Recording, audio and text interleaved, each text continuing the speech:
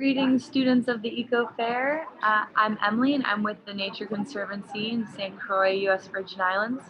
And today I'm going to walk you through two lesson plans to teach you a little bit about coral reefs, why they're important, what the Nature Conservancy does with coral reefs out in St. Croix, and why what the Nature Conservancy does is important.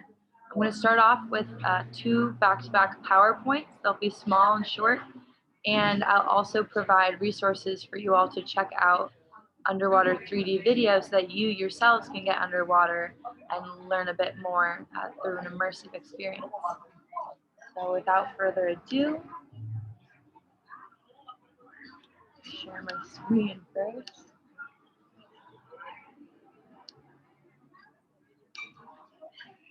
Okay. Like I said, we'll be diving Cane Bay Wall with the Nature Conservancy.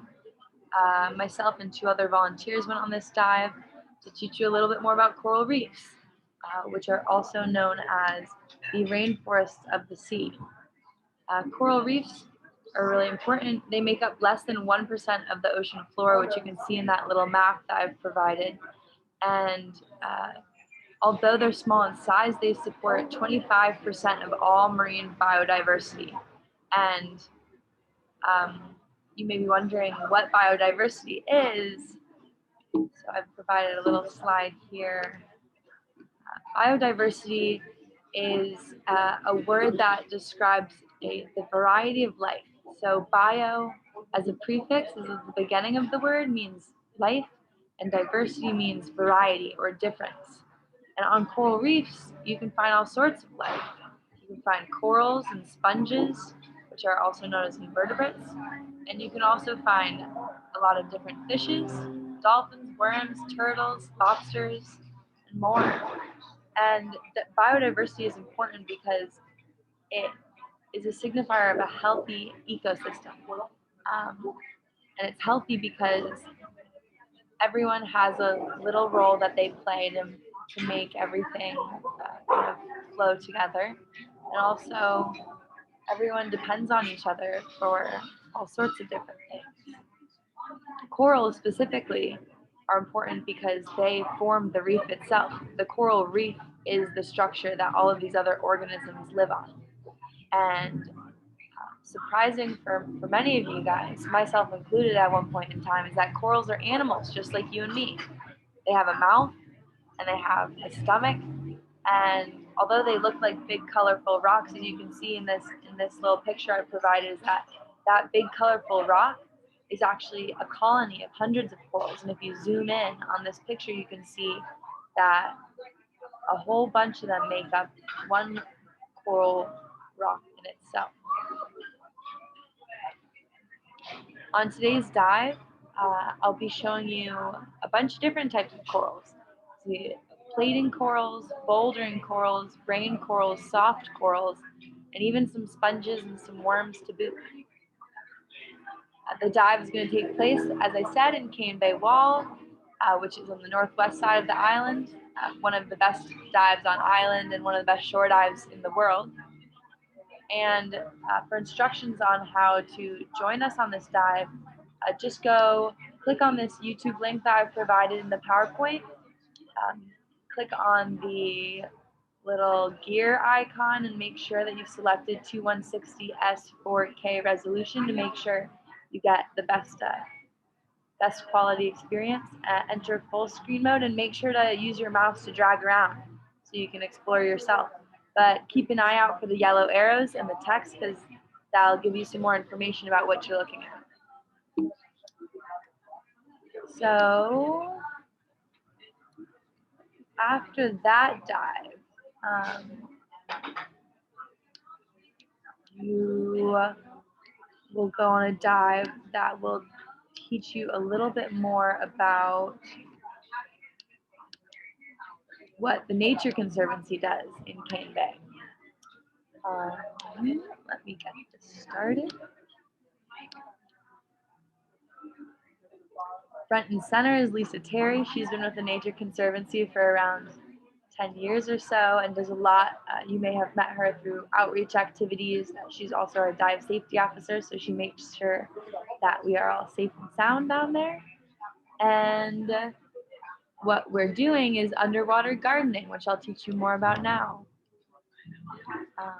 So first, you're probably wondering, if these coral reefs are already there, why do you garden corals? And the answer for that is because corals are extremely important. As I said before, they make up the habitat, or the house that all these other little critters live in, that make the coral reef so biodiverse, and are a large reason as to why 25% of all marine life can be found on these reefs.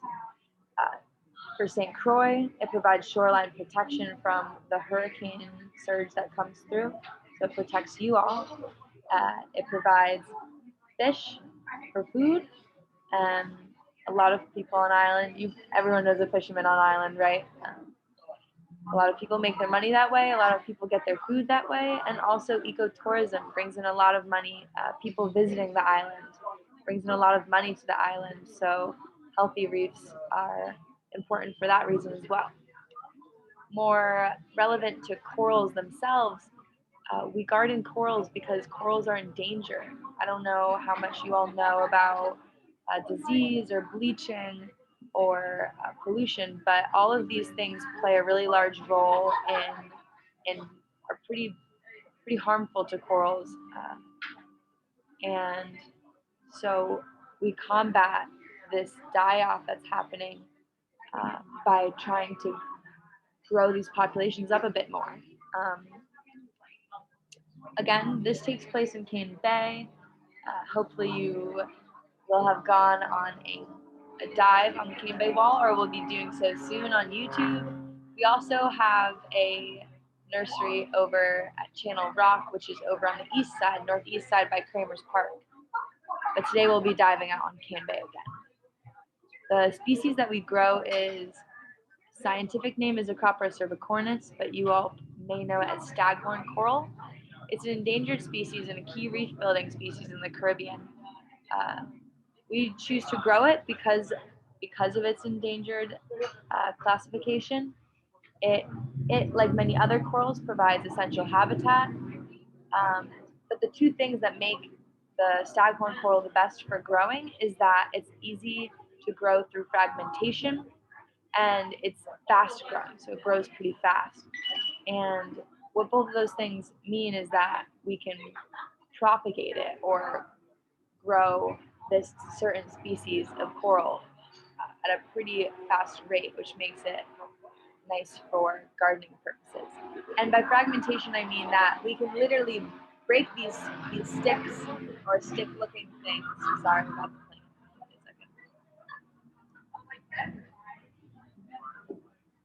If you can't guess, I'm currently in Los Angeles, where it's a little bit loud, but we'll try and make do with the street traffic.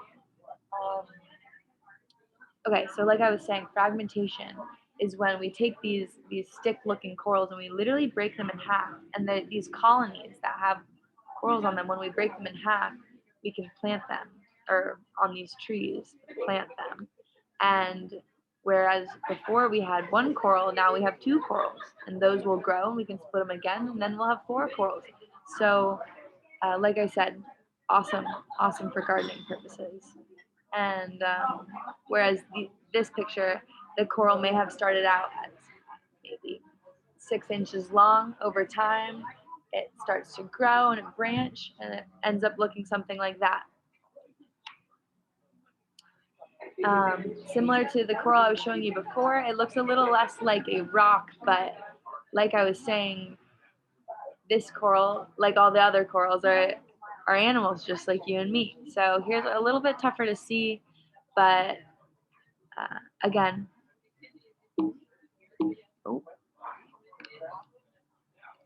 so we plant these corals on nursery structures that we call trees.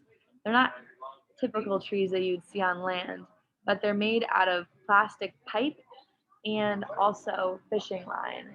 We anchor it into the sand, really sturdy, so that the trees stay put like a roots. And then we put a buoy on top to keep the tree lifted when it gets heavy, when these corals start to grow really fast. And we hang the corals off of monofilaments or fishing lines, so they dangle off of the PVC pipes. You can kind of see it back in this picture a little bit. And what we do on a given day-to-day when we're gardening is we go out to our trees and we make sure that they're all clean, because other forms of life can start to grow on that, and that can compete and even harm the corals. So we weed, we scrub off sponges, algae, fire coral, and hydroids. And we just do that with a sponge that you would use to clean a dirty dish even. Um, we try to limit it to 15 minutes per tree because we got to get to all of the trees. So it's not sparkling clean. As you can see bottom right, I'm not perfect, but it definitely helps to have some gardeners out and about to scrub these trees. And the other thing we do is pruning. Like I was talking about before, corals can fall prey to disease. And if a coral on a given tree has disease, it can spread to the others on the tree. So we need to make sure that we monitor these trees, see the disease at the beginning, and then cut off the fragments so to protect the other corals that are growing on that tree. And the purpose, like I said before, of the gardening itself is restoration. Sorry, another plane. Give me a second. And for those of you who don't know what restoration is, it's the recovering of an ecosystem that has been degraded to its pre-existing healthy condition.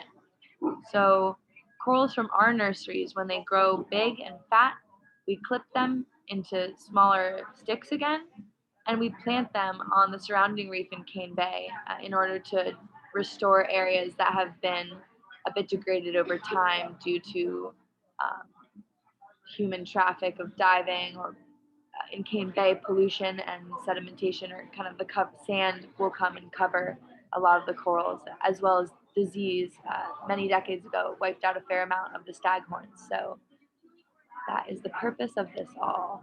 And in order to learn more about gardening, less by seeing and more by getting close to doing, check out this video as well. It'll be on the same page as the video that I shared earlier with the Cane Bay wall dive.